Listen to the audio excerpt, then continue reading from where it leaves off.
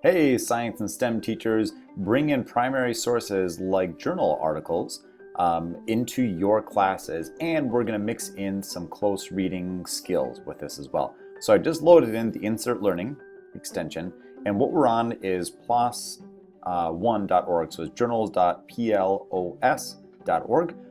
So it's a whole collection of different research articles that have been published on here. So the journal website, and what's nice is that they've got it broken down into the different sections.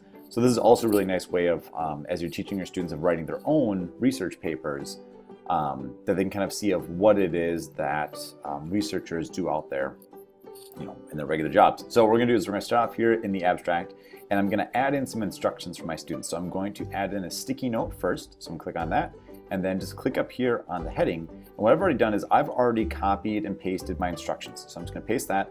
And in here, I've got my highlighting instructions. So what I want my students to do is highlight things that are the main idea in blue, supporting information, evidence in green, and then vocabulary and anything that they have question about in yellow. And also I want them to add their thoughts and questions with comments and sticky notes. So to demonstrate that, what I'll do is I'm gonna add in a highlight. So I'm gonna click my highlighter right here. And so now I can go through and I can highlight text. And so I'm going to highlight the main idea. Let's say if it's this.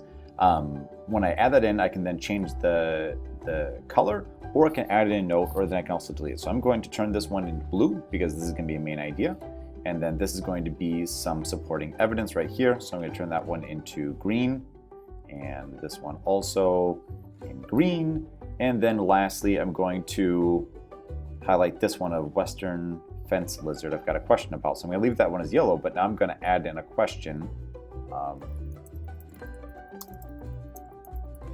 And I've got my little comment that I've added in there. And students can also add in their own sticky notes. Now what I like to do is go through and model this for my students in class, or I'll create a video ahead of time and then just post that up here in my instructions.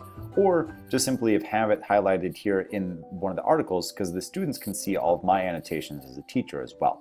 And when students start going through and annotating, you'll see a new little icon up here that lets you then view their annotations in real time. You can also add in a sticky note here too. Sticky notes go by paragraph. So I can add this in, and now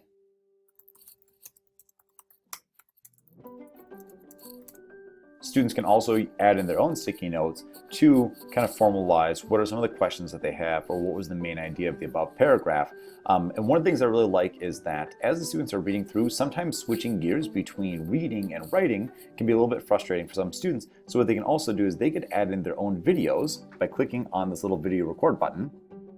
And now they can add in a question of like, so I want to know more about what is this fence lizard. And now they've got their little video in here. You as a teacher can see this. This is going to be private to just you and your students. So now students can stay in this reading and reacting mode as they're going through the article. You can also start to break up the text with different questions. So you can add in these questions anywhere within the text. You can also add in discussion questions as well, or discussion topics that are in here.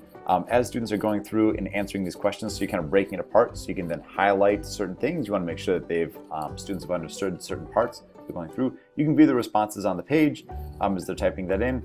And then for the discussion questions, all of the responses are going to show up here and everybody within your class. And when you're all done creating your lesson, what you can do is just click on Assign, select your class. You can also share it out directly through Google Classroom, and you're done, really. If you have any questions, go ahead and check out the help and support section. We've got lots of lesson strategies on here. Use the search to figure out different things. You can also send us a message in the little chat window right there.